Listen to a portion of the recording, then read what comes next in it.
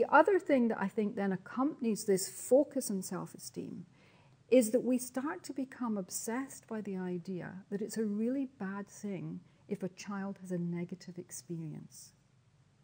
That this is a really, really bad thing, and that what we have to do is protect them from negative feelings because somehow that might be damaging. And let me just give you a few examples that I've picked up over the years from teachers who very much identify with this. And of course, they understand that their parents themselves, they have these drives too, but they're also seeing it from a slightly different point of view as teachers.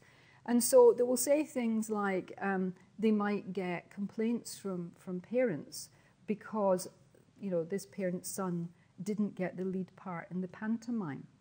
You're being cruel to him. He had his heart set on that.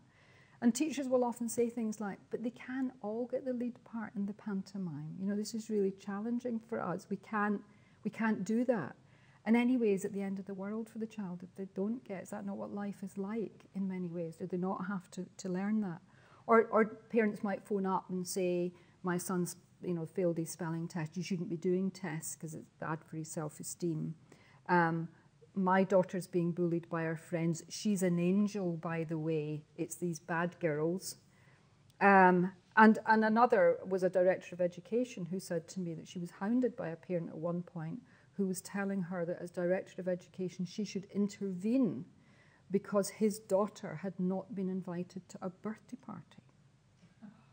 Now, I think there is a logic to that, you know, because what it's saying is bad feelings are something that we have to protect our children from. So therefore, if they meet any adversity in life, we have to try and stop that happening and smooth it over.